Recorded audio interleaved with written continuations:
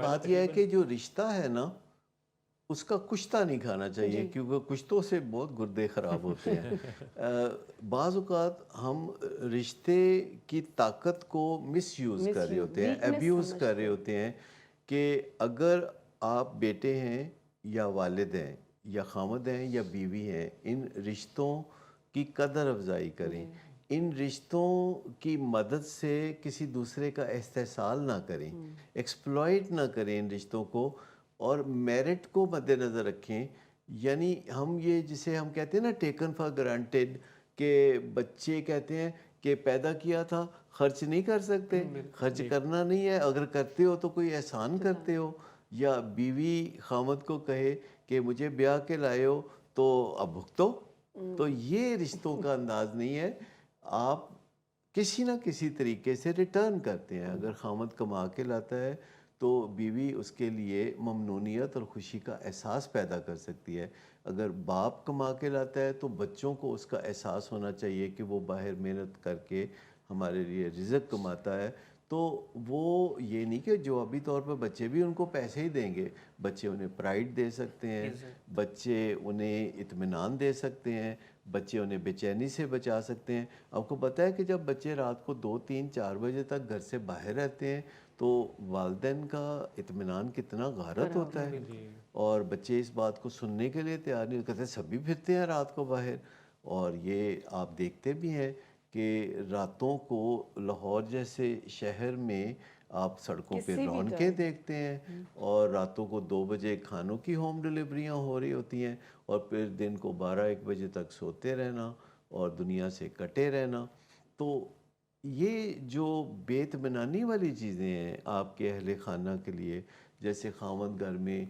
دیر سے آتا ہے تو بیوی انتظار کرتے کرتے سو جاتی ہے، پھر وہ آتا ہے تو وہ اٹھ کے جاگ کے اس کو کھانا بنا کے دیتی ہے یا اس طرح کے کام کرتی ہے۔ ایک دوسرے کے آرام کا خیال کرنا چاہیے، اور اگر کوئی خاوند بھی تھوڑا بہت کام اپنے ہاتھ سے کر لیتا ہے تو اس کے کوئی ہاتھوں کو مہندی تو نہیں لگی ہوتی۔ اسی طرح بچے اگر اسکول کالج یونیورسٹی میں پڑھتے ہیں تو وہ کچن میں ماں کی مدد کر سکتے ہیں، بیٹے بھی کر سکتے ہیں، بیٹیاں بھی کر سکتی ہیں۔ اگر ماں کپڑے دھو رہی ہے تو کپڑے نچوڑنے میں تو آپ مدد کر ہی سکتے ہیں، اور میں نے سنا ہے آپ بہت مدد کرتے بھی ہیں اپنے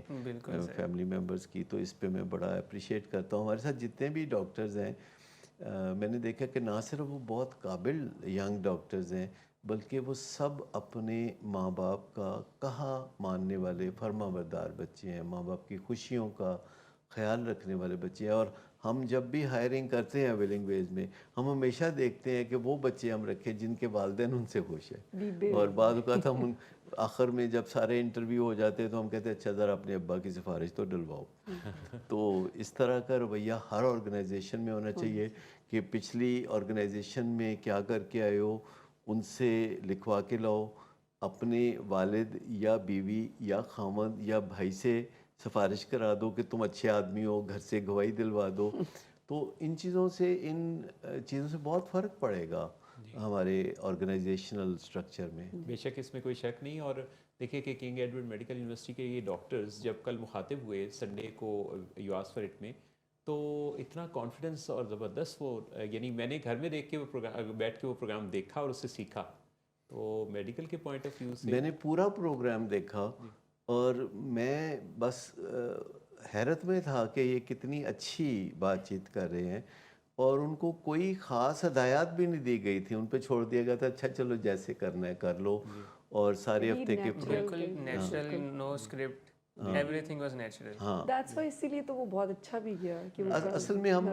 اسکرپٹ میں یقین نہیں رکھتے، ہم جو ہے طے شدہ باتوں یا تیاری میں یقین نہیں رکھتے، ہم چاہتے ہیں کہ اسپونٹینیسلی جو اس وقت بہترین سلوشن نظر آتا ہے وہ سادہ الفاظ میں دے دیں۔ اور اس پروگرام کا مقصد یہ ہے کہ اگر لوگ اسے ریگولرلی دیکھتے رہیں تو وہ پرابلم سالونگ سکل سیکھ لیں گے۔ جن لوگوں کے مسئلے ہیں وہ تو اپنا مسئلہ پیش کرتے ہیں کمنٹس کی شکل میں، وائس نوٹ کی شکل میں، یا ویڈیو بنا کے بھیج سکتے ہیں اپنی، یا وہ زوم پہ ہمارے ساتھ جوائن بھی کر سکتے ہیں، پہلے رابطہ کر کے وہ ہمارا لنک لے سکتے ہیں۔ تو اگر آپ ذرا سوچئے پاکستان میں لوگ ٹاک شوز دیکھتے ہیں اور روزانہ ہر ٹیلی ویژن پہ کم از کم 4 ٹاک شو ہوتے ہیں اور لوگ بڑے ذوق و شوق سے دیکھتے ہیں. اچھی بات ہے. اور آپ کو پتہ ہے کہ پاکستانی لوگوں کا جو سیاسی شعور ہے وہ کتنا زیادہ ہوا ہے یہ ٹاک شو دیکھ دیکھ کے. لوگوں کو سیاست کی باریکیوں اور حقیقتوں کا پتہ چل گیا, اچھے برے کا پتہ چل گیا, لوگ سب کچھ جانتے ہیں. اسی طرح اگر یہ پروگرام جو 7 سے 9 بجے ہم ہفتے کے 7 دن پیش کرتے ہیں اپنے ڈیفرنٹ اسٹیشن سے, یا لاہور, کراچی, اسلام آباد سے ملا کے یہ پروگرام ہم ہر روز پیش کرتے ہیں, تو اگر کوئی 3 مہینے بھی اس پروگرام کو مسلسل دیکھ لے گا